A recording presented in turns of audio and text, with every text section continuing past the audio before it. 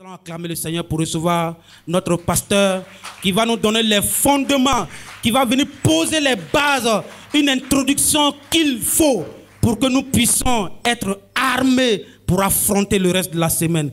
Que le nom du Seigneur soit béni. Merci pasteur, soyez béni. Amen. Ah, ça commence bien. Ah, j'aime comme ça. Vous voyez, le premier jour, souvent, c'est un jour d'oppression.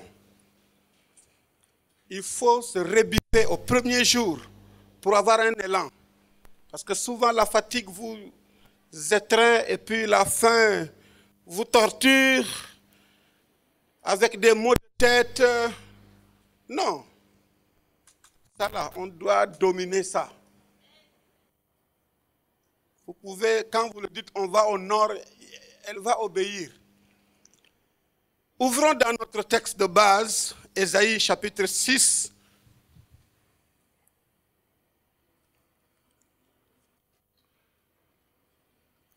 Ce texte, je l'ai lu, relu, lu depuis plus de 20 ans. Depuis plus de 20 ans, parce que à l'école biblique, lorsqu'il fallait parler de notre appel, il fallait trouver des textes avec lesquels on pouvait appuyer. Et plusieurs fois, je suis revenu sur ce texte. Mais cette année, ce texte m'a parlé beaucoup plus profondément encore. La parole de Dieu est merveilleuse. C'est le verset 5 qui est notre verset de base. Mais nous allons lire à partir du verset 1, comme vous le voulez. L'année de la mort du roi Osia, je vis le Seigneur assis sur un trône très élevé. Et les pans de sa robe remplissaient le temple. Des séraphins se tenaient au-dessus de lui. Ils avaient chacun 6 ailes, 2 dont ils se couvraient la face, 2 dont ils se couvraient les pieds, et 2 dont ils se servaient pour voler. Ils criaient l'un à l'autre et disaient, Saint, Saint, Saint est l'Éternel des armées. Toute la terre est remplie de sa gloire. Les soubassements des seuils frémissaient à la voix de celui qui criait. Et la maison se remplit de fumée. Alors je dis, ça c'est notre texte, alors je dis, malheur à moi, je suis perdu car je suis un homme dont les lèvres sont impures. J'habite au milieu d'un peuple dont les lèvres sont impures. Et mes yeux ont vu le roi, l'Éternel des armées. Amen. Quel merveilleux texte. Vraiment, lorsque vous voyez la texture du livre d'Ésaïe, c'est la Bible en miniature. Ça fait 66 chapitres, comme nous avons les 66 livres. Et quand nous voyons la révélation qu'Ésaïe a apportée, c'était à un moment important de la vie d'Israël. Dans l'appellation que nous classons, Ésaïe, nous le plaçons parmi les prophètes majeurs. Ce n'est pas parce qu'il était plus grand, mais par son volume également, le livre est très profond. Et c'est comme une Bible qui est en train de nous révéler celui que Dieu a promis aux nations. Comme nous le voyons déjà même dans la Bible, depuis le début de la Genèse, nous voyons Dieu qui amène l'homme dans un jardin qui pêche et Dieu donne la promesse. Et vous voyez que toute la Bible va reconstituer les faits qui nous ramènent à découvrir la personne et l'œuvre de Jésus-Christ. De la même manière, Ésaïe également veut montrer à Israël que Jésus, c'est celui que Dieu a promis pour apporter le salut et la restauration de l'homme. Plus particulièrement, ce passage nous situe à une période du roi Osia. Le roi Osia n'était pas n'importe quel roi, mais un roi qui a apporté de grandes réformes en Israël. Au début de sa royauté, il a apporté des grands changements. C'était un grand bâtisseur. Un homme qui a révolutionné beaucoup de choses, qui a construit et qui a amené la prospérité en Israël. Sous son règne, Israël avait connu des moments de développement. Israël avait connu des moments de grandes découvertes, des moments d'une économie florissante. Et vous voyez, quand Dieu vous accorde souvent de grands privilèges, quand au travers du Seigneur, vous réalisez des grandes choses, la plupart du temps, on a tendance à se dire que ça c'est moi. Ça c'est l'œuvre de mes mains. Et malheureusement pour Ossia, il est arrivé même à s'adjuger des privilèges qui n'étaient pas ces nôtres. Il est arrivé jusqu'à offrir le parfum dans le temple, ce qui n'était pas de son ressort. Alors Dieu le frappe par la lèpre. Parce qu'attention, avec Dieu, il y a des registres. Si vous ouvrez un registre qui n'est pas ton registre, Dieu te montre que c'est lui qui donne l'ordre. Si vous touchez à des choses que vous ne devez pas toucher, Dieu montre qu'il est le Dieu de l'ordre. Alors Dieu veut nous montrer que notre vie doit entièrement dépendre de lui. Et alors Ossia, attiré par la prospérité, attiré par la renommée, par la grandeur, va faire des choses qui ont déshonoré le Seigneur. Dieu alors décida de le frapper par la lèpre. Il est devenu lépreux jusqu'à sa mort. Et nous savons, nous tous, qu'à ce temps-là, la lèpre était presque comme un jugement de Dieu. C'était le symbole même qui nous montrait l'état de péché de son peuple. Et pendant tout le temps que Ossia était là, le peuple d'Israël était devenu un peuple riche, un peuple replié sur lui-même, un peuple qui vivait les privilèges de la bénédiction de Dieu. Mais quand son roi a péché, Dieu alors décida de le frapper par la lèpre. Et en ce moment, Ésaïe était prophète, que Dieu devait donner la mission d'apporter ce message à son peuple d'Israël. Quand nous lisons ce passage, il y a des gens qui disent que c'est la réalité d'Ésaïe dans le temple de Jérusalem. D'autres, ils voient beaucoup plus profondément même la vision du trône de Dieu et non pas simplement dans le temple d'Israël. Parce qu'ils voient un trône très élevé. C'est vrai, il y a l'expression ici temple qui est dite, les pans de sa robe remplissaient le temple, mais la vision qu'Ésaïe a vue, c'est la vision de l'Éternel dans la toute puissance de sa gloire, dans la beauté la plus parfaite. Alors certains commentateurs pensent que cette vision d'Ésaïe nous parlait de la vision du trône, où l'ancien des jours était assis, entouré d'une mer de verre, entouré des 24 vieillards, entouré des 4 êtres vivants, entouré de toutes ces myriades et ces myriades d'anges qui le louent et qui l'adorent. Quoi qu'il puisse y arriver, nous voyons que le texte nous parle d'une vision. Alléluia. Je peux vous dire ce soir, à partir de ce premier jour, que la marche avec Dieu doit commencer avec une vision. Le succès avec Dieu doit commencer avec une vision. Une vie qui réussit doit commencer avec une vision. Parce que plus nous vivrons dans l'ignorance, nous ne pourrons pas connaître le chemin par lequel nous allons. Si vous marchez avec quelqu'un et vous ne marchez pas avec son rythme jusqu'à ce que vous le perdez de vue, vous ne saurez plus où aller. Il serait alors important qu'à partir de ce premier jour, que vous puissiez vous-même comprendre la vision de votre vie. Il y a des chrétiens qui arrivent à l'église du 1er janvier au 31 décembre, ils ne savent pas où ils vont. Ils ne savent même pas le sens, pourquoi ils sont venus à l'église, pourquoi ils sont chrétiens. Mais laissez-moi vous dire que même dans des moments de crise, Dieu décide de se révéler.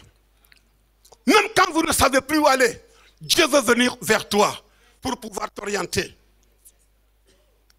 3 réalités vraiment ont attiré l'attention sur ce texte. Et je donnerai simplement la première partie de ce message. Le dernier message sera apporté le dimanche. Nous ferons simplement les bases de cette semaine spirituelle.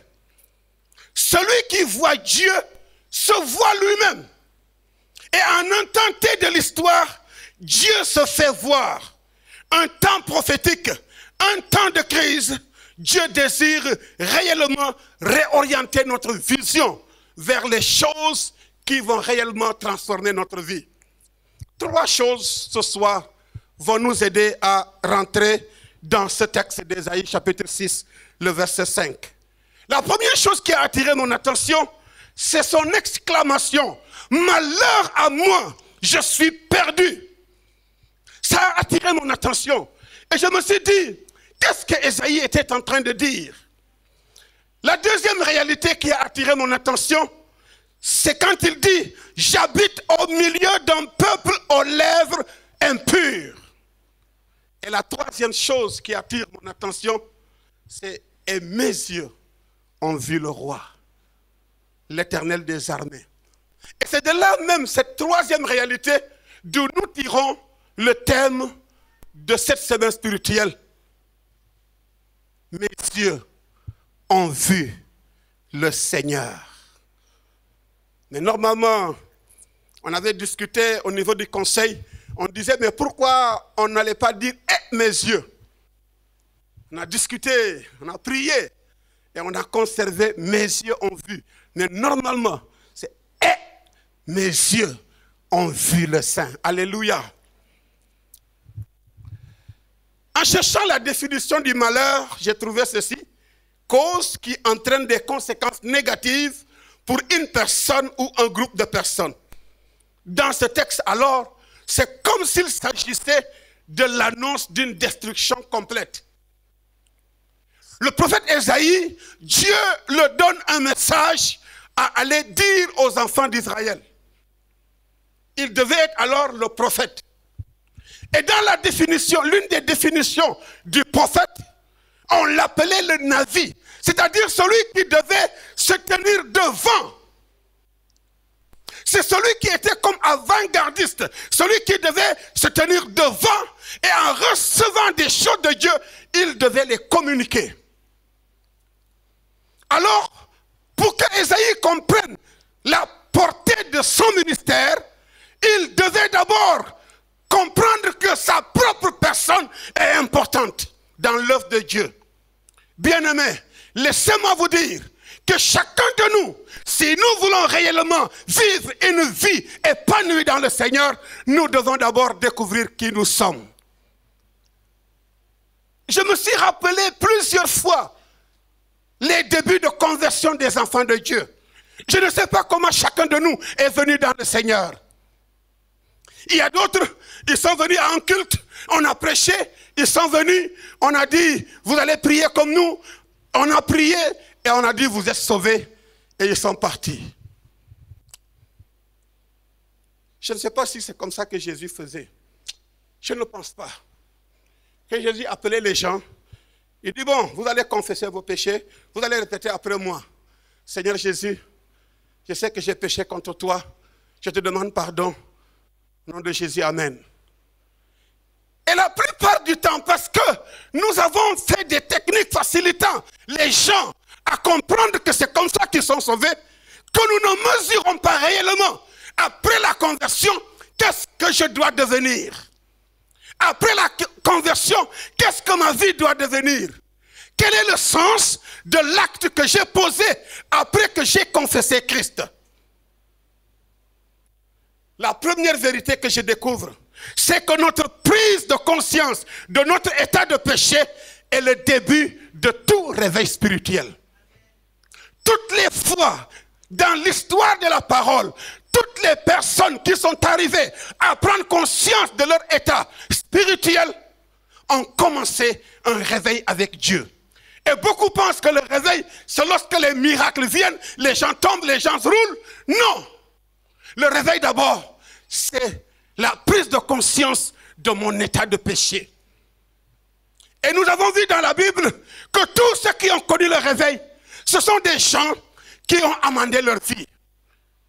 Ceux qui ont connu le réveil, d'autres nous disent qu'ils étaient des magiciens, qu'ils avaient des livres, et après avoir rencontré Jésus, ils apportaient ces livres et leur disaient, voici ce que nous faisions avant.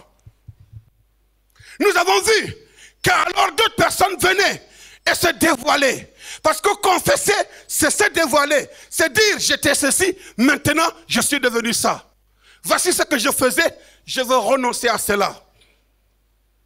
Aucune personne consciente de son péché ne peut faire la fière allure devant Dieu. Personne ne va découvrir son état de péché et devenir orgueilleux devant Dieu. Personne ne peut être conscient de son état de péché et rester même debout devant le Seigneur.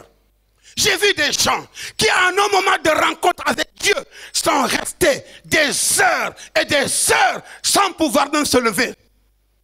Des gens qui pleurent sur leur sort, des gens qui pleurent sur leur vie, des gens qui se lamentent parce qu'ils ont découvert la profondeur des ténèbres dans lesquelles l'ennemi les avait placés. Pierre, après avoir fait une pêche miraculeuse dans Luc chapitre 5, quand il a été en présence du Seigneur, Jésus est tombé sur ses genoux devant le Seigneur. Et il a dit, Seigneur, éloigne-toi de moi parce que je suis un homme pécheur. La sainteté de Dieu n'est pas une mince affaire. Dieu s'est toujours séparé du mal. Et les hommes ont dû subir à maintes reprises le juste jugement de Dieu. Je peux me dire aujourd'hui que quand nous regardons notre vie devant le Seigneur, combien de fois nous sommes tombés à genoux? Combien de fois nous nous sommes pliés devant le Seigneur? Combien de fois nous avons fondu en larmes? Combien de fois nous avons pleuré sur notre sort? Combien de fois nous nous sommes étalés front contre terre? Combien de fois nous nous sommes abandonnés devant le Seigneur? Combien de fois nous avons fait des détours? Combien de fois nous l'avons contemplé des heures et des heures dans sa présence? Je peux vous dire qu'au fur et à mesure que le retour du Seigneur avance, les gens commencent à perdre la notion de la contemplation, la notion de l'admiration de Dieu, la notion de la vision du Seigneur, la notion de l'intimité avec le Seigneur, la notion de la profondeur avec Dieu, la notion de la communication avec Dieu, la notion de la plaidoirie du pécheur devant son Créateur. Lorsque le publicain est rentré dans la maison de Dieu, lorsque le publicain est rentré dans le temple, il ne pouvait pas même ouvrir la bouche. La Bible nous dit, il se frappait la poitrine. Ce geste est devenu de plus en plus rare dans nos églises. Est-ce que cela veut dire que c'est parce que nous sommes pris sous la grâce ou bien nous sommes pris sous la loi? Je veux dire,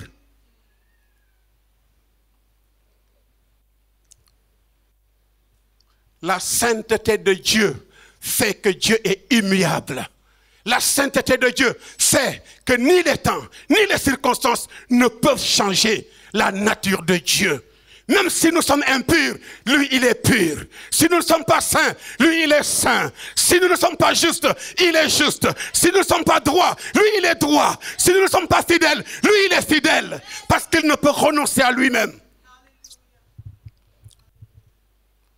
Et lorsque Ésaïe est venu dans le temple, lui qui devait porter le message de vie, le message de transformation, la Bible nous dit que c'était un moment de crise. Ce grand roi, ce grand homme éclairé, Dieu l'a frappé. Et c'était un moment où Israël se cherchait. C'était un moment où Israël tâtonnait. C'était un moment où Israël s'inquiétait de l'avenir de la nation. Il dit, il voit Dieu. Alléluia. Il voit le Tout-Puissant. Et cette façon de le voir, c'est une vision. Dieu le ravit en esprit. Et il le place dans un endroit d'intimité. Laissez-moi vous dire, bien-aimés, que pendant cette semaine, nous allons prier, nous allons jeûner, nous allons chercher la face de Dieu. Mais laissez-moi vous dire que c'est seuls ceux-là qui vont rentrer dans l'intimité de Dieu qui vont le voir. Dieu se fait voir à un endroit précis. Dieu se fait voir dans des circonstances précises. Dieu se fait voir dans des moments où nous-mêmes, il sent que nous avons la soif de le voir. Tant qu'il n'y a pas de soif, et les plus grands réveils, les plus grands moments du peuple de Dieu avec son Dieu ont été des moments où le peuple a la soif de voir les œuvres de Dieu. Et c'était en ce moment où Ésaïe dans le temple regarde le Seigneur. Et en le voyant, nous reviendrons sur la vision. Mais en le voyant, il voit toute sa vie. Parfois les dimanches, je suis là. Et je vois le peuple passer vers le tronc. Souvent, je pleure au-dedans de moi. Lorsque je vois la manière négligée où les gens s'habillent dans cette église. Des femmes presque nues qui passent devant le Seigneur pour aller déposer leur offrande. Je peux vous dire, bien-aimés, nous allons revoir pendant cette semaine nos vies. Quand on vient devant le Seigneur, il doit y avoir de la considération. Il doit y avoir du respect. Il doit y avoir des normes. Il doit y avoir une attitude. Il doit y avoir une crainte. Il doit y avoir un comportement. Souvent, je vois des gens dans l'église qui mangent du chewing-gum comme s'ils sont au supermarché. Je vois des gens connectés à leur portable comme s'ils n'étaient pas venus au culte. Je vois des gens qui causent, des gens qui sont concernés par des choses du dehors. Des gens qui, je ne sais pas, comme si c'est parce qu'ils n'ont pas où aller et qu'ils sont venus à l'église. Ce n'est pas l'église dont je rêve. Ce n'est pas l'église dont j'ai la vision. Ce n'est pas cette église où Dieu va se manifester. Celui qui voit Dieu et ne se voit pas, il a vu un fantôme, il n'a pas vu Dieu. Celui qui voit Dieu et qui sourit quand il y a le péché et qui ne pleure pas, il n'a pas vu Dieu, il a vu un démon. Celui qui voit Dieu, il se découvre tel qu'il est. Tous ceux qui l'ont vu, lorsque Moïse l'a vu sur la montagne, il a dit au peuple, tenez-vous à distance. Parce que si vous touchez seulement la montagne, vous serez consumés. Oui, je crois au message de la grâce. Mais cela ne change pas la personnalité de notre Dieu. Cela ne change pas la pureté de notre Dieu. Cela ne change pas le caractère de notre Dieu. Il est un Dieu saint et il haït le péché, notre Dieu. Quand Ésaïe l'a vu, il a dit, malheur à moi. Souvent on ne confesse plus devant Dieu. Les gens sont tellement habitués à pécher que nous ne confessons plus. Ésaïe fait une confession, malheur à moi. Parce que mes lèvres, c'est-à-dire que lui-même, il s'est vu indigne de porter un message saint, de porter un message pur, de porter un message qui vient du ciel. Église, je nous invite à un recueillement devant le Seigneur. Je nous invite à une présence perpétuelle du Seigneur dans nos vies. Constamment, nous devons le voir devant nos yeux. Il sera la norme, il sera notre conduite, il sera notre chemin, il sera notre conseiller, il sera notre avocat, celui qui va avec nous. Et vous devez savoir que partout où vous n'osez pas aller, le Seigneur n'ira pas là-bas.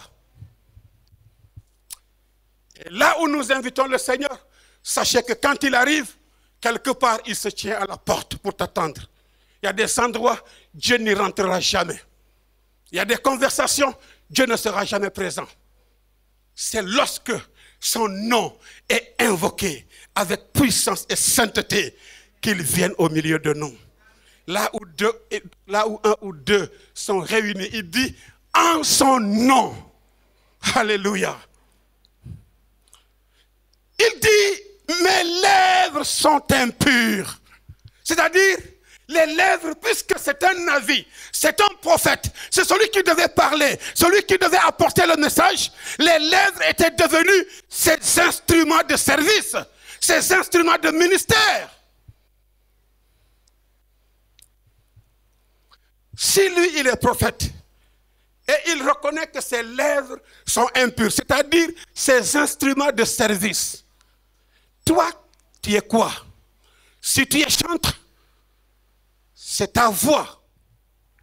Ta voix doit être une voix sanctifiée. Si tu es évangéliste, ton instrument, c'est tes pieds. Je ne pense pas que tes pieds vont aller là où Jésus ne t'a pas dit d'aller. Il dit, mes lèvres sont impures. C'est-à-dire ces organes de service en tant que prophète. Mes lèvres sont impures. Et si tu es témoin, c'est ta bouche. Ce soir, pendant cette semaine, examine ta bouche. Examine ta langue avec laquelle tu loues le Seigneur, tu l'adores et tu le sers ailleurs.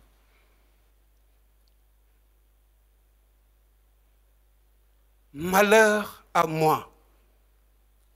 C'est comme si il faisait lui-même le bilan de sa vie quand il se tient devant le Seigneur. Parce que devant le Seigneur, ça devient comme un miroir. Tout est à nu devant le Seigneur. Tout. Tes paroles, tes gestes, tes actions, tout est à nu devant le Seigneur. Et si tout de suite, cette salle s'était transformée en un tribunal du Seigneur, et si ces instants étaient rapidement devenus des moments où le Seigneur va dire, chacun va passer et nous allons voir son film, le film de sa vie, je vous assure qu'il y aurait des gens qui vont rentrer avant la fin de la cérémonie.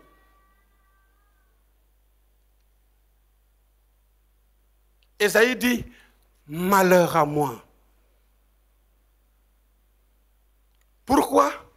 Il dit, je suis perdu.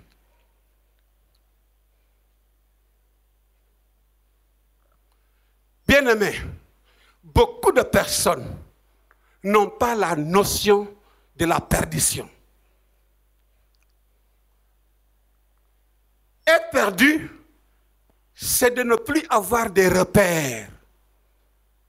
C'est de ne plus avoir des signes par lesquels tu vas reconnaître là où tu vas. Mais quand nous parlons de la perdition, au sens biblique même du terme, c'est cette mort, c'est cet état de mort, c'est cet état de séparation avec Dieu, c'est cet état de péché arrivé à son comble. Ésaïe reconnaît qu'il est perdu. Et je peux vous dire que beaucoup le sont dans notre monde aujourd'hui. Beaucoup sont perdus. Beaucoup sont perdus. Plus de repères. Leur vie n'a plus d'orientation. Et quand on n'a plus de repères dans sa vie, on fait tout ce qu'on veut. Le dimanche, tu reconnais que tu vas venir servir le Seigneur. Tu vas dans ta garde-robe, tu prends le fuseau le plus collant et tu passes devant les gens.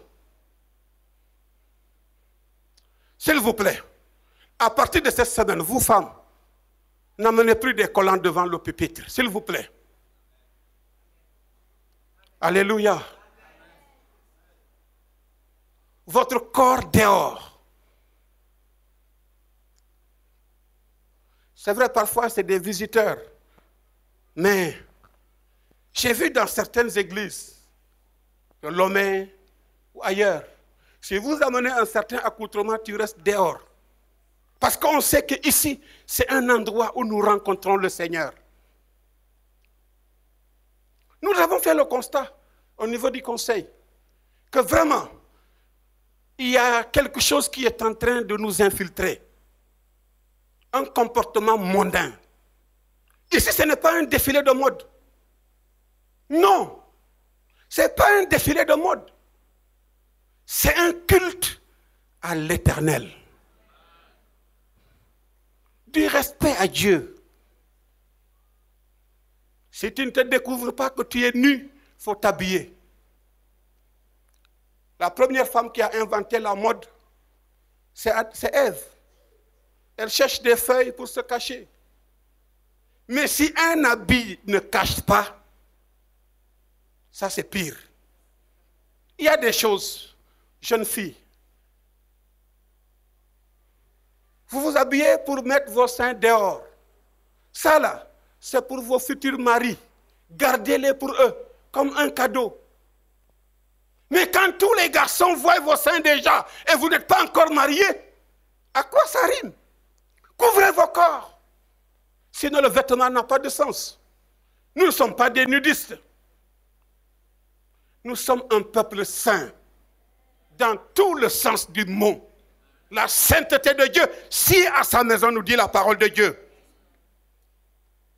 Quand je vois souvent certains garçons, ils arrivent, je ne sais pas, c'est des rastas, des pointillés sur leur tête. J'ai envie de les prendre et de les raser aux sorties du culte. Ici, ce n'est pas un club de Michael Jackson.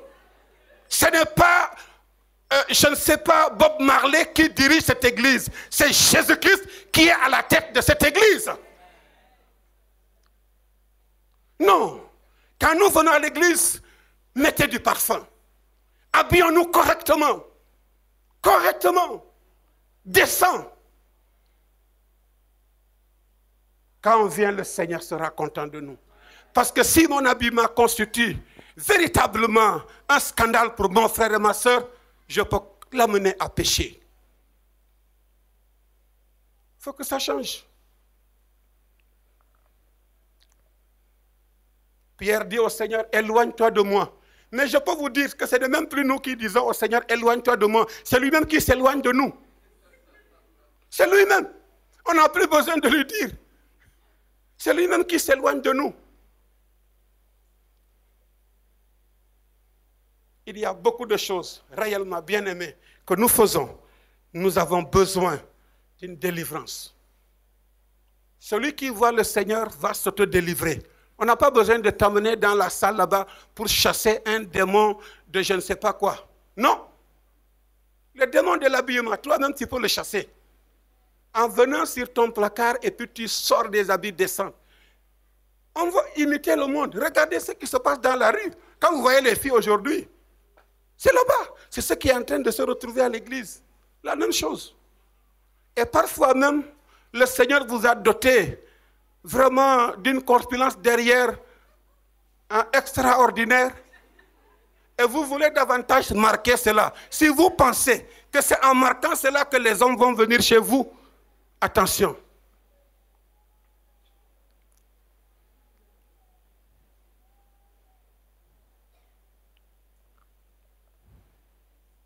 Il dit, malheur à moi. Depuis combien de temps tu pries comme ça? Ce que nous prions, bénis-moi. Et je crois que la bénédiction va là où réellement elle a sa place.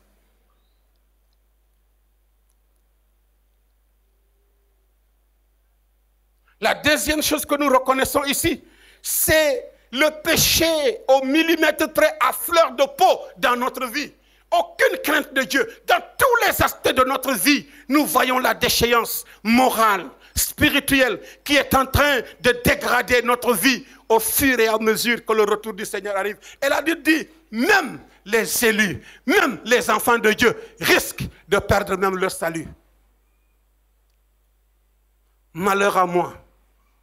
Quand notre conscience nous accuse, elle nous rappelle les faits, les actes les décisions, les choses que nous avons fait souvent seuls, en secret, en cachette, qui ont offensé Dieu, déshonoré et souillé notre corps et perdu notre âme. Le fils prodigue revenu en lui-même a pris conscience qu'il avait gâché sa vie au point même d'aller manger ce que des pourceaux devaient manger. Luc chapitre 15.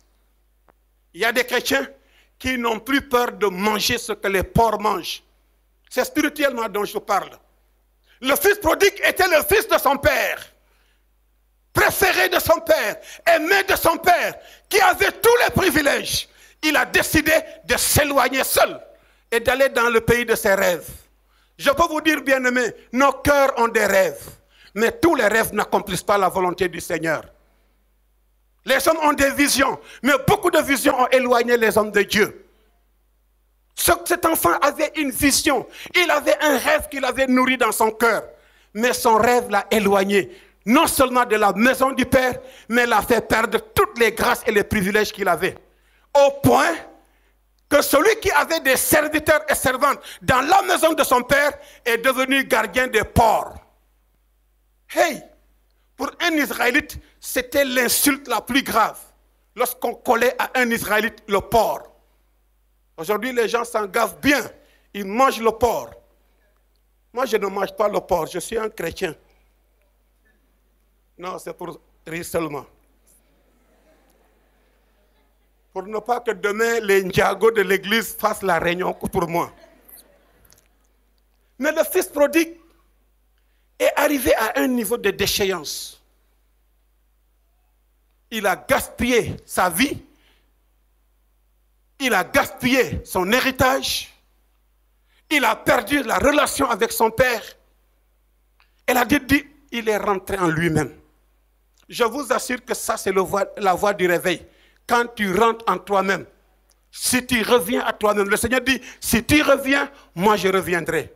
Si toi tu reviens, moi je reviendrai. Et il a dit,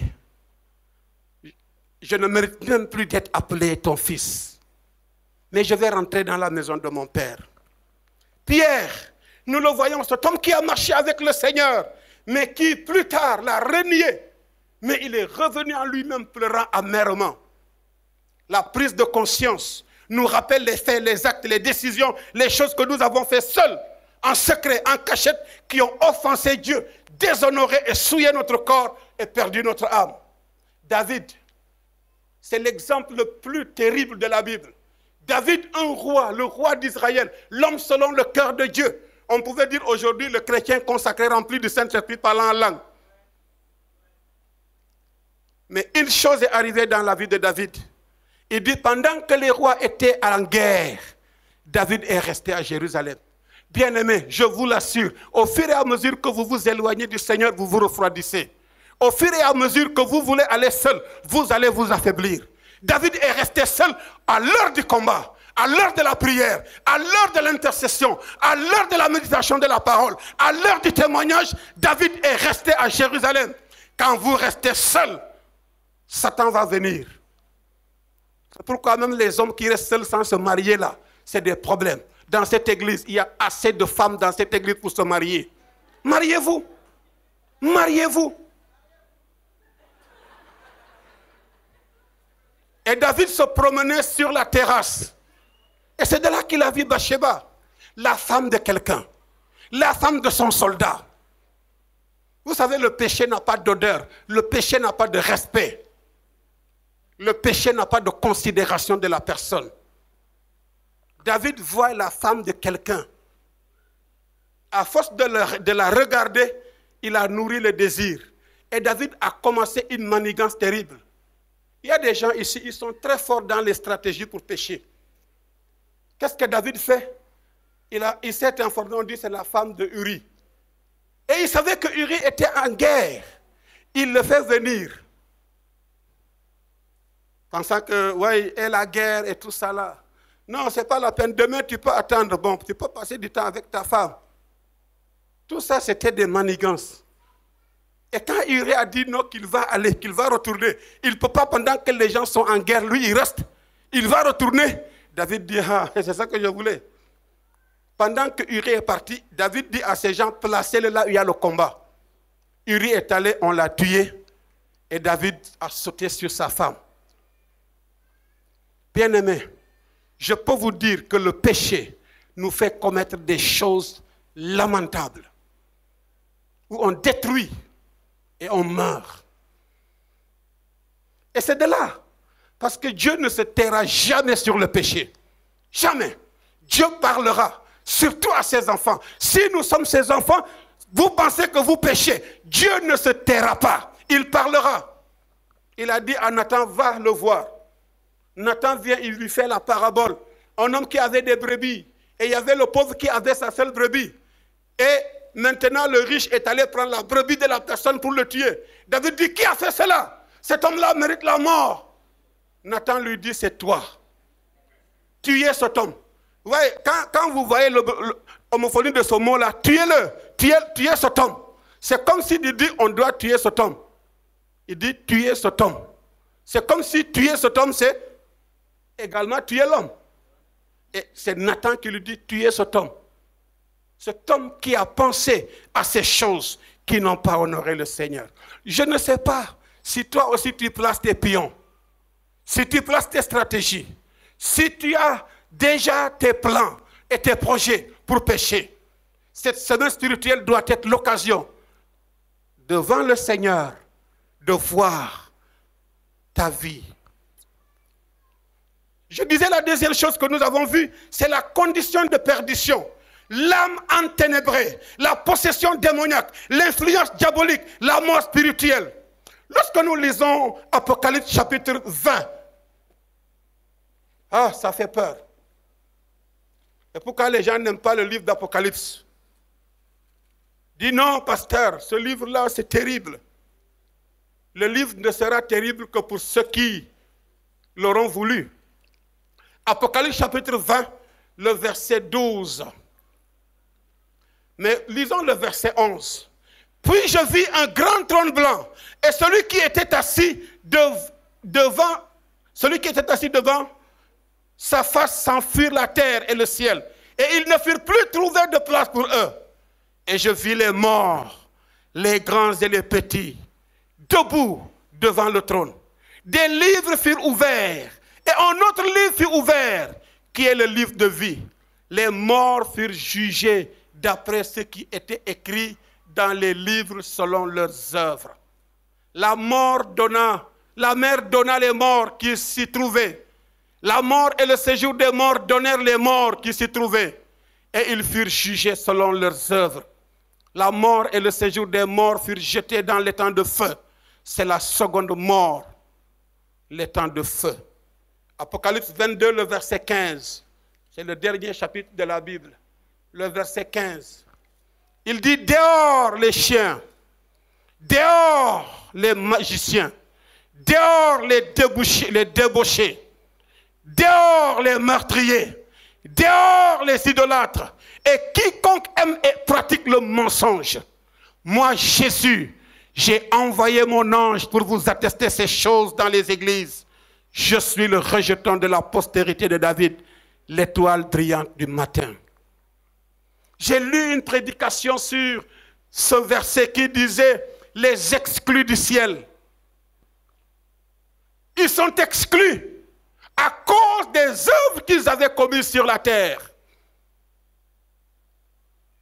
À cause de leur comportement sur la terre. À cause de leurs actions sur la terre. À cause de leurs péchés sur la terre. À cause de leur vie désordonnée sur la terre, à cause de leur vie non sanctifiée sur la terre, ils sont arrivés au ciel. La Bible les a appelés les chiens, les magiciens, les débauchés, les meurtriers, les idolâtres, et quiconque pratique et aime le mensonge. Le mensonge, ce n'est pas seulement dire des choses qui ne sont pas vraies, mais c'est de n'avoir pas été vrai dans ce qu'on fait. De venir à l'église, de prendre la Sainte Seine, d'acclamer, de sauter, de rouler, de chanter, de prêcher, mais que tout ça a été faux. C'est ça le menteur. Bien-aimés, nos églises ne doivent pas être endormies par les messages prophétiques, comme les gens ont l'habitude. Ils ont tellement parlé de prophétique que les gens ne savent plus ce que signifie le prophétique. Même le prophétique parle de la mort qui va venir.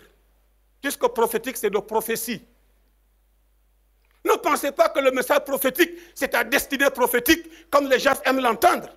Non, il parle aussi de la fin du monde. Lorsque toute chose sera réunie auprès du Seigneur, le Seigneur va trier. Il dit, les boucs, ils vont être à gauche. Les brebis seront à droite. Pourquoi les boucs? Le bouc, c'est un animal qui sent. Moi, j'ai été gardien de chèvre. Je vous dis, la chèvre, ça pue. Et vous voyez même le petit qui n'a même pas de corne là. Il veut déjà monter. Il y a des chrétiens chèvres. Voilà, ils ne peuvent pas se reposer. Une vie impure. Impure. Impure. Et on vient souvent maintenant à l'église pleurer. Tu as trop pleuré. Règle d'abord ta vie. On doit régler ça. Sinon là, tu risques de faire partie de cette liste noire. Les chiens, vous connaissez. Quand c'est l'heure du rite là, ils se dévorent, ils se croquent les oreilles. Je vous dis, les chiens, même quand il est un mâle en chaleur là, même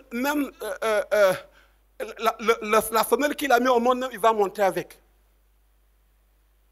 Et il y a de ces enfants de Dieu qui ne savent plus reconnaître même le mal ou le bien. Pour eux, le mal devient bien. Le mal devient acceptable. Quand tu vas redécouvrir le Seigneur, tu vas redécouvrir cette situation de ta vie. Voilà, tu ne peux plus rester là même. Quand une âme est enténébrée, c'est-à-dire quand elle est enlacée dans les fiels amers du péché, c'est difficile de l'en sortir. Parce que le péché, la Bible dit, il enveloppe si facilement. Le péché là, il a souvent un goût, il a un double goût. Quand vous commencez, c'est comme du miel. Quand vous voyez une femme que vous aimez là, ça vous tourmente. Vous devenez un fou. Et tout ce que ça peut payer là, tu peux payer. J'ai vu un homme, je vous assure, quand il a aimé une femme, la femme est allée voyager à l'étranger, il a voyagé à l'étranger. Il paye des billets d'avion pour aller là-bas. La femme revient, il paye le billet pour revenir. Il l'invite à des repas copieux. Je suis venu, je lui ai dit, frère, tu cours à ta perte. Le péché est couché à ta porte. Mais la Bible dit, domine sur lui. Il y a des péchés qui sont couchés. Avant qu'ils ne se lèvent, il faut les tuer là. Quand vous voyez les signes du péché dans vos vies, commencez à les abattre. Commencez à vous en éloigner. Ne les regardez pas jusqu'à ce que ça vous envahisse, jusqu'à ce que ça vous formate et que vous ne pouvez plus vous en débarrasser. Le péché, ça a ce goût d'abord de miel. Quand vous commencez, c'est bon. Vous sortez avec quelqu'un, c'est bon. Mais ça va finir par mordre comme un aspic. Ça mord. Et quand le péché mord, jusqu'à ce que ça saigne, il ne va pas s'arrêter. L'influence diabolique, la mort spirituelle. Il dit, j'habite au milieu d'un peuple aux lèvres impures. Ce que nous devons comprendre, c'est l'influence du monde dans la vie d'un enfant de Dieu. L'esprit du siècle, oppression, séduction, souillure, apostasie, sommeil spirituel, distraction, affaiblissement, désintéressement aux choses de Dieu. Voici ce que l'esprit de ce monde fait. Il dit il habite au milieu du peuple. Alors, il reçoit son influence. Laissez-moi vous dire que quand vous vous accompagnez avec des gens qui ne prient pas, vous allez finir par ne plus prier. Si vous fréquentez des gens qui n'aiment pas l'église, vous allez finir par ne plus aimer l'église. Si vous vous accompagnez avec des gens qui ne témoignent pas, vous allez finir par étouffer votre vie de témoignage. Si vous habitez avec des gens qui sont pingres, vous finirez par être pingres. Si vous habitez avec des méchants, vous finirez par être méchants. C'est un principe. Il dit, j'habite au milieu. Où est-ce que tu habites? David dit, il veut habiter perpétuellement dans la maison de l'Éternel. pour le contempler tous les jours. Mais toi, les gens avec qui tu t'accompagnes là, ils ne parlent que de mode, ils ne parlent que de Rihanna, ils ne parlent que je ne sais quoi. Et ça finit par affaiblir ta foi. J'ai vu des gens, quand ils prient, ils ne peuvent même pas prier 1 minute. Dès qu'ils commencent... Non, je vous assure, j'en ai vu. J'ai été à Lomé, dans une famille. Chaque fois qu'on commençait à prier, j'ai dit, ma soeur, on va prier. Dès que je dis, Seigneur Jésus, dit, nous bénissons ton nom, Seigneur, nous te rendons gloire. J'ai dit, hey, toi, tu es possédé. Non, je vous dis, c'est pas de la blague. Quand ça vous prend là, il y a un problème. Vous bâillez tout le temps. Il y a 2 choses. Soit vous mangez trop. Non, c'est la vérité. Quand vous mangez trop, vous bâillez tout le temps. Parce que vous avez envie de sommeiller. Et quand vous commencez à prier, vous commencez à bâiller. Vous ne pouvez pas durer dans la prière. Soit maintenant c'est un esprit qui vous ensommeille chaque fois.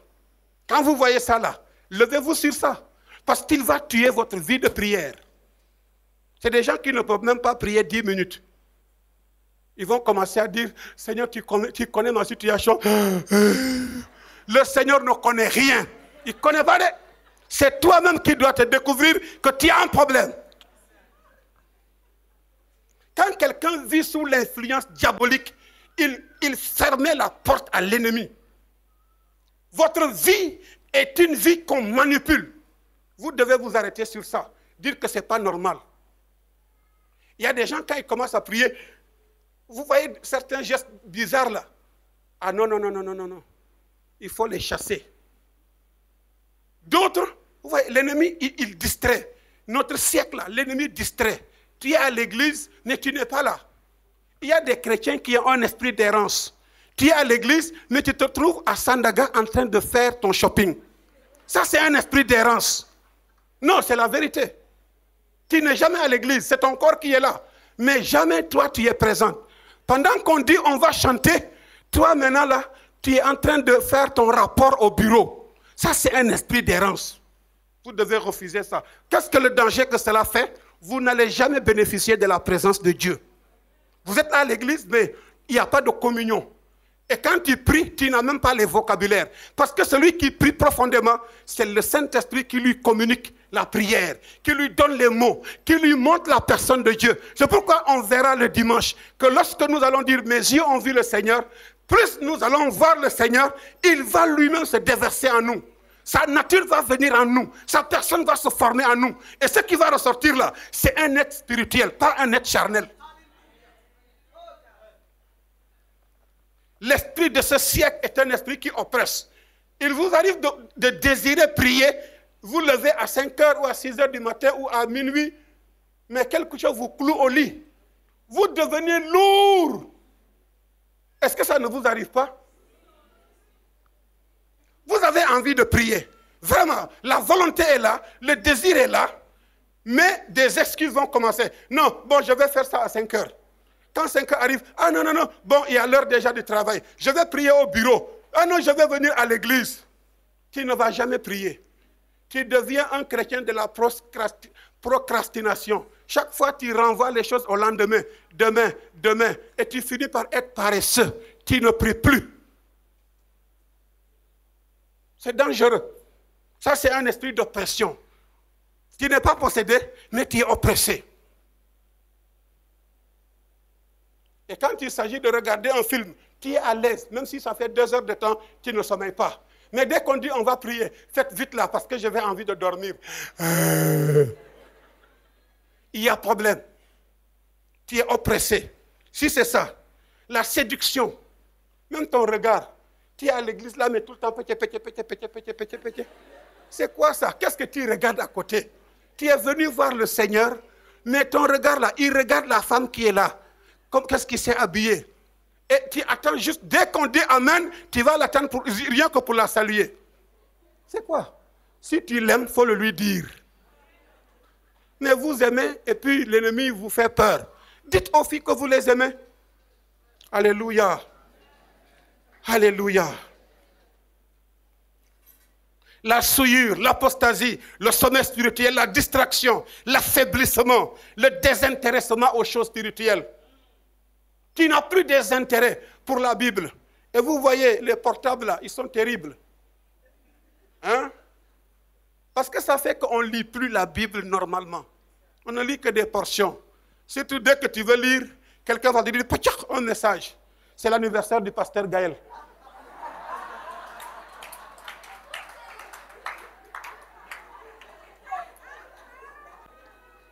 Et tu laisses ta méditation, tu commences à lui envoyer des gâteaux virtuels.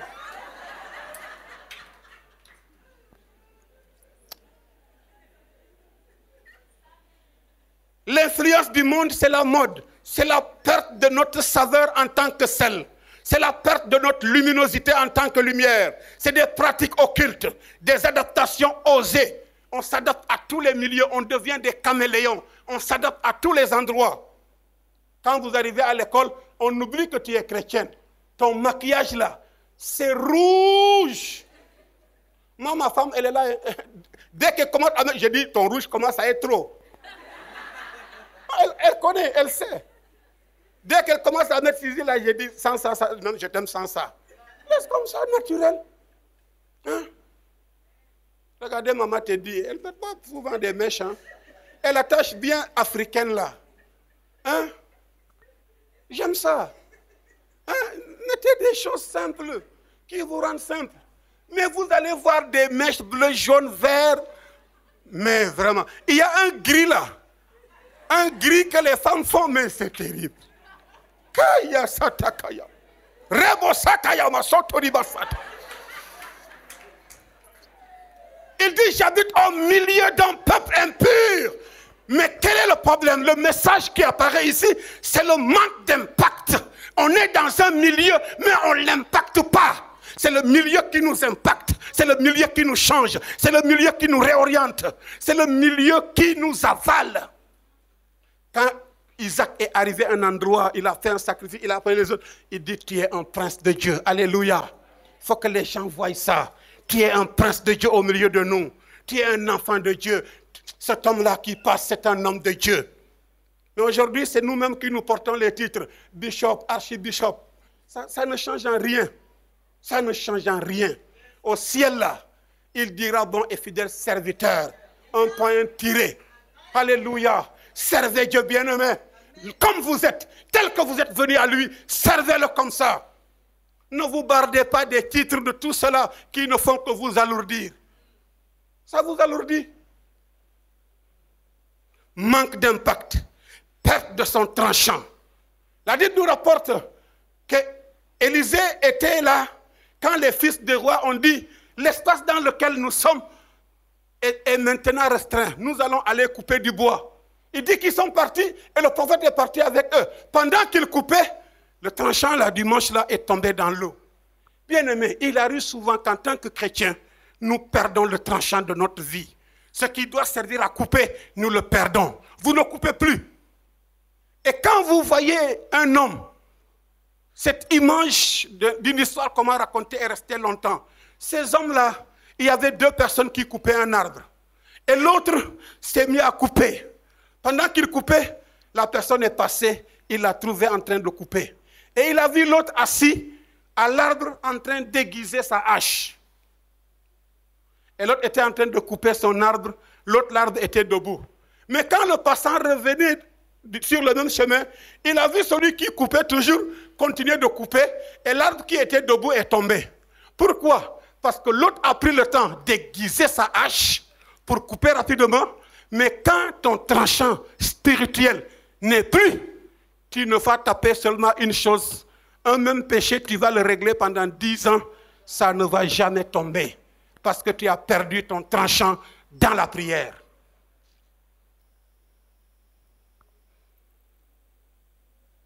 La recommandation biblique dans 2 Corinthiens chapitre 6 verset 17, il dit sortir du milieu d'eux. Sortez du milieu d'eux. Sortez de leurs pratiques. Ne les pratiquez pas. Et quand Israël, dans le livre de Deutéronome, le chapitre 7 jusqu'au chapitre 8, il partait en Israël, à Canaan, il leur a dit, quand vous allez arriver sur leur territoire, détruisez leurs autels, abattez leurs dieux, ne les laissez pas, sinon ils seront comme des épines à vos côtés. Il y a des choses que vous avez négligées dans votre vie, vous ne l'avez pas réglées. Et ce sont ces choses avec lesquelles vous combattez aujourd'hui. C'est les choses que vous tentez de couper, mais ça persiste parce que vous avez perdu le tranchant. Troisièmement, ne pas se conformer à notre siècle. Notre siècle dévore ses habitants. Notre siècle étouffe la foi. Notre siècle nous empêche réellement de vivre pleinement la vie de Christ. Et la troisième et dernière chose que nous allons voir ce soir, c'est se sanctifier. Se sanctifier. J'ai beaucoup lutté avec ce thème. Parce que sinon, les gens vont dire, c'est à cause de la situation de l'Église qu'on veut parler du péché. Non, ce n'est pas cela. Je désire à ce que notre Église croisse dans la révélation de Dieu. Et c'est l'objectif de notre semaine. Ce n'est pas nous arrêter seulement sur la sanctification, mais c'est de voir la révélation de notre Dieu. Parce que celui qui voit Dieu ne restera plus dans les sphères de la terre. Il vivra dans les lieux élevés, sur les hauteurs et dans la présence sainte et glorieuse de notre Dieu. Je voudrais ce soir que nous posons les fondements de cette semaine, que nous comprenions que la vie victorieuse est une vie qui domine sur le péché. Que la vie victorieuse et glorieuse, cette vie bénie et épanouie, c'est sur cela que nous allons lire pour terminer le psaume 1. Nous tous, est-ce que nous pouvons nous porter sur le psaume 1? Après cela, nous allons faire seulement 2 prières et nous allons nous arrêter là ce soir. Demain, ça va réellement commencer. Nous voulons mettre les bases pour que nous comprenions que cette année est une année charnière. Ma maison appelée une maison de prière. Et je crois que Dieu veut siéger au milieu de cette église et opérer au milieu de nous. Il dit, heureux l'homme qui ne marche pas selon le conseil des méchants. Regardez la progression de cette révélation. Heureux l'homme qui ne marche pas. Ça c'est marcher. Selon le conseil des méchants. Qui ne s'arrête pas, le verbe s'arrêter, sur le chemin des pécheurs. Et enfin, qui ne s'assied pas en compagnie des moqueurs. 3 verbes. Marcher, s'arrêter et s'asseoir. Lorsque vous ne marchez plus, vous vous arrêtez. Et quand vous allez vous arrêter longtemps, vous serez fatigué, vous allez vous asseoir. Et quand vous allez vous asseoir, vous serez inactif. Et vous allez servir au camp de l'ennemi. Heureux, c'est différent de malheureux. Heureux l'homme qui ne marche pas selon le conseil des méchants, qui ne s'arrête pas sur la voie des pécheurs et qui ne s'assied pas en compagnie des moqueurs. Mais qui fait quoi? Alléluia. Mais qui trouve son plaisir dans la loi de l'Éternel et qui la médite jour et nuit. Regardez la différence qui va arriver. Continuons le verset. Il est comme, alléluia, il est comme un arbre planté près d'un courant d'eau. Nous allons nous arrêter ici. Amen. Un chrétien planté dans la présence de l'Esprit de Dieu. C'est cela, le courant d'eau, le Saint-Esprit. Si tu assois ta vie dans la présence de l'Esprit, tu vas porter du fruit. C'est forcé. Dieu viendra t'arroser. Dieu viendra te rendre fécond. Dieu viendra te faire prospérer. Celui qui est planté, il est dit planté. C'est-à-dire il ne se tient pas, il est planté. C'est-à-dire il a pris racine dans l'eau. Ces racines puisent la sève. Ils puisent les ressources. Parce que l'eau, non seulement va dissoudre les éléments nourriciers, mais c'est l'eau aussi, en montant sur l'arbre, va amener aussi les éléments pour la vie de l'arbre. C'est le même travail que fait le Saint-Esprit. Il prend les choses de Dieu, il les assimile et il te les donne pour ta croissance. Voici là où nous voulons cette semaine monter vers le Seigneur. Nous allons le voir dans sa présence, dans sa glorieuse présence, nous ne serons plus jamais les mêmes. Toutes les fois, quand Moïse est descendu de la montagne, quand Jésus est descendu de la montagne, quand la loi de Dieu est descendue sur la montagne, quand Abraham est descendu sur la montagne, les choses doivent changer. Cette année, cette semaine, dis Seigneur, je veux que ma vie change. Je veux te découvrir maintenant à nouveau. Il y avait un temps, tu étais puissant dans la prière, mais tu as perdu cela. Les habitudes du passé, les habitudes de tes années de nouvelle conversion, tu les as abandonnées. Les moments où le Seigneur te traînait avec toi, comme un fiancé, comme une fiancée, là où le Seigneur s'entretenait avec toi, tu as perdu cette habitude. C'est l'occasion de dire Seigneur, je veux me reconnecter à toi. Est-ce que nous pouvons nous pencher pour un instant? Chacun de nous va revenir à lui-même comme Ésaïe l'a fait. Quand Ésaïe a vu le Seigneur sur son trône, rien n'était égal à lui. Rien n'était comparable à lui. C'est le Dieu qui fait la différence. Nul ne le ressemble. Alléluia. Dans ce temps T de ton histoire, Dieu décide de se faire voir encore à toi. Dans ce temps T de ta vie, Dieu désire se révéler encore à toi. Il va se révéler dans tous les domaines de ta vie. Et tout va basculer aujourd'hui. Si tu commences réellement à être sincère, dis Seigneur, là, cet aspect de ma vie, j'ai besoin que tu me touches. J'ai besoin que tu m'éclaires. J'ai besoin que tu te révèles à moi. Dans ma vie de famille, révèle-toi à moi pour que mes défauts de mari, de femme se révèlent à moi. Dans mes études, Seigneur, révèle-toi à moi afin que mes faiblesses, mes manquements me soient révélés. Dieu va te parler dans sa présence. Parle à toi-même. Tu peux murmurer. Tu peux chuchoter. Tu peux parler intérieurement avec la voix de l'esprit. Et Dieu va te bénir.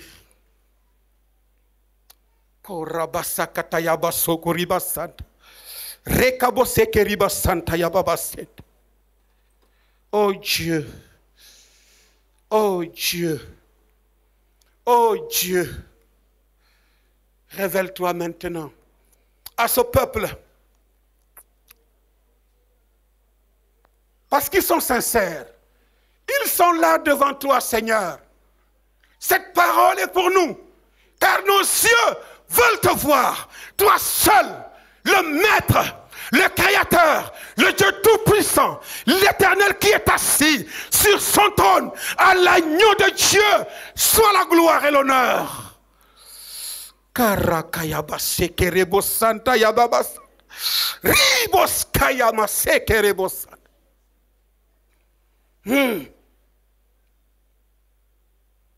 Père, que cette semaine ne passe point, que tu t'es révélé à cette femme, que tu t'es révélé à cet homme, que tu t'es révélé à ce jeune, que tu t'es révélé à ton serviteur, que tu t'es révélé à ta servante, que tu t'es révélé à ton enfant, Seigneur.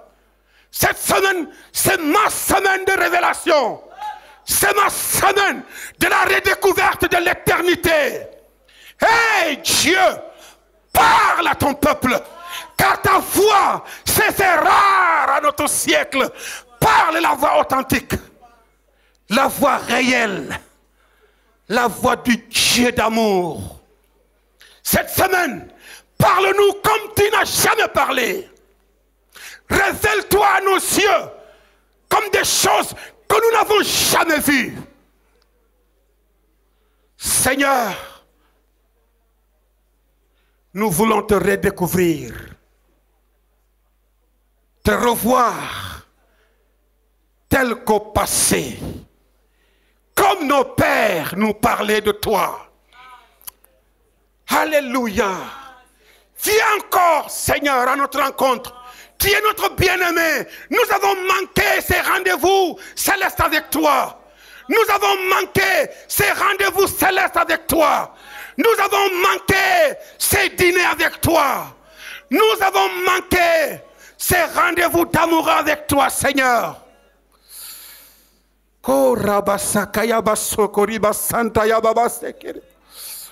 Viens te déverser dans une vie. Viens te redéverser dans une vie. Viens te former dans un cœur. Viens toucher les yeux. Car beaucoup de choses nous ont empêchés de voir ta gloire. Pourquoi écouterons-nous une autre personne? Pourquoi nous confierons-nous à d'autres dieux? C'est à toi. Parle-nous, Seigneur. Parle-nous. Nous ne voulons pas être comme Israël qui disait à Moïse que je te parle et que toi tu nous parles. Seigneur, nous voulons que tu nous parles à tout temps, chacun de nous, d'une manière spéciale. Parle à ton peuple. Oui, reviens dans ton habitude de nous parler. Reviens dans ta façon de nous parler, Seigneur. Révèle encore la prophétie à nous. Oui, Seigneur, suscite des Ésaïe dont les lèvres seront touchées. Oui, nos lèvres seront touchées. Tu vas changer nos lèvres qui vont maintenant prophétiser les paroles véritables.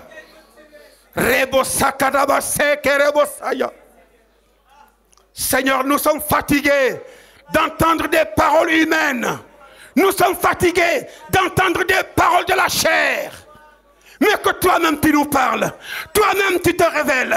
Toi-même, Seigneur, tu viens se révéler à nous comme le Dieu de la parole. Reviens au milieu de nous. Reviens au milieu de nous. Reviens au centre de ce culte, Seigneur. Tous les cultes que nous te faisons ici au Temple des Nations, reviens, Seigneur. Reviens. Nous replaçons l'arche. Nous replaçons l'arche à sa place. Reviens. Jésus, prends le trône. Siège au milieu de nous. Siège dans nos louanges. Siège dans nos louanges. Siège au milieu de nous.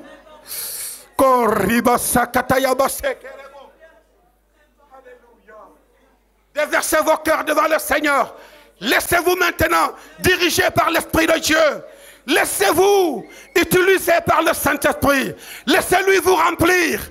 Laissez-lui vous révéler sa personne.